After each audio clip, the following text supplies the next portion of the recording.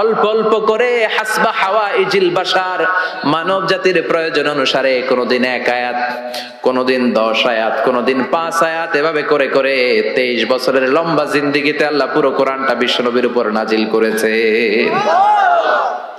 বিশ্বনবীর কাছে যে কোরআন নাজিল হতো এগুলোর অনেকগুলো প্রক্রিয়া আছে, সহিহ হাদিসে এসেছে অনেকগুলো প্রক্রিয়া পাওয়া যায়।